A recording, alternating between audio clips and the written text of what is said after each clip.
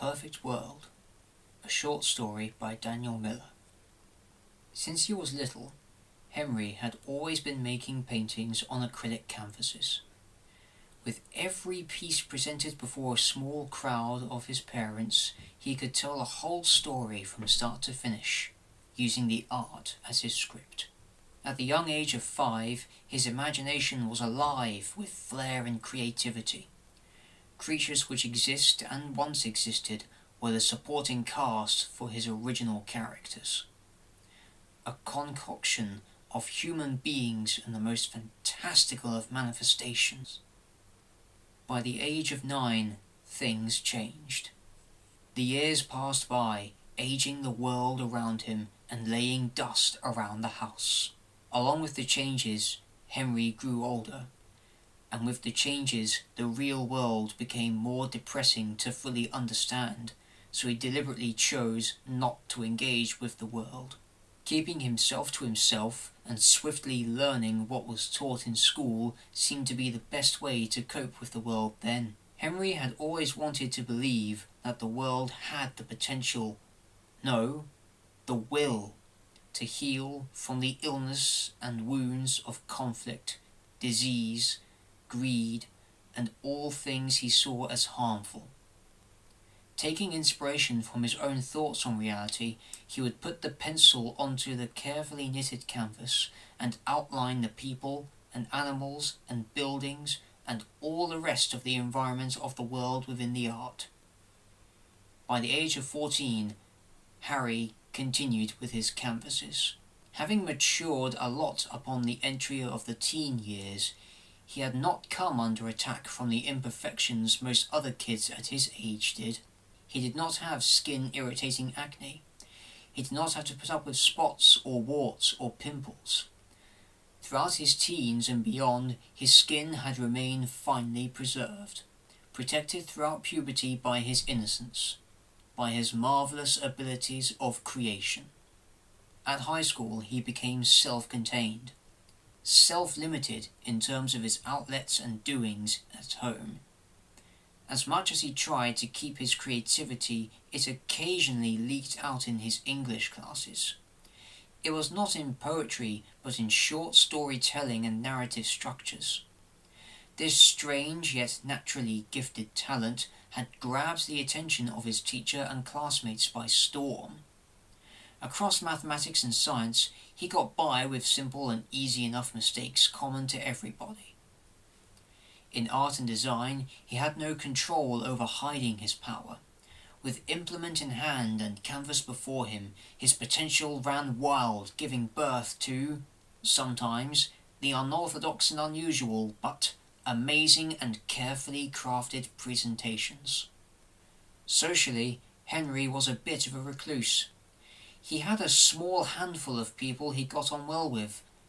The opposite of this small connection were nasty pieces of ugly work who tried to tear him down and sabotage the progress of his day from start to finish using every trick known. Vandalizing his literacy and artworks. Pushing, shoving, punching, tripping, labelling and kicking. Taunting and challenging to exchange of fists.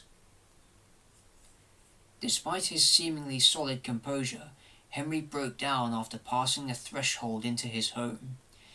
His injuries outside, his damage inside, all burning his perception of innocence and burning his inner body.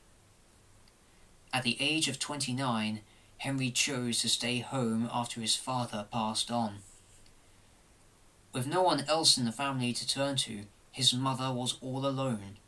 For the years which followed, Henry took care of the only family he had left, forever existing within the capsule of the house as it aged and dusted over.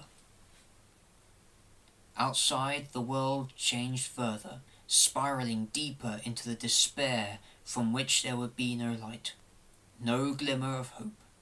He fought his best to beat the tragedy outside by creating a better one, a sought-after world in which turmoil was but a nasty dream. A scary story parents would tell their children at night before Halloween or to teach them of the value of all shapes and forms of positivity. Midway into his 40s, Henry became the last of his family. Alone and in the old neglect, he never stopped trying to make better than the world had already become. Grey, dark, depressing, abysmal, dangerous, poisonous, even the dazzling expanse of social media became rife with the wrong that killed a tangible world. Many days ago, before Henry managed to struggle into his 60s, the sun had ceased to shine. It was bitter cold, inescapable, no matter how high the heating was, or how thick the blankets and coats were, or how strong the fire burned. Regardless, Henry continued to work in the dark. Even by candlelight he painted, sketched, and inked past bedtime. One night his hands became unsteady, his will diminished, his power exhausted, until he stroked the brush one last time. He sluggishly leaned back and admired in grieving his last creation. "I did it," Henry sighed in sad relief under his cold breath. "You have, Henry," a graceful voice spoke from the doorway behind him.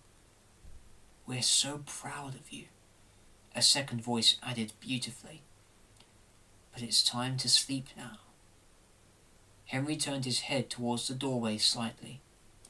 Sadness started to leak from under his eyes. "I know," he replied softly. "I know." Echoing his last words, he struggled to stand. Holding onto his cane, Henry ambled towards the monolith standing between he and the corridor beyond.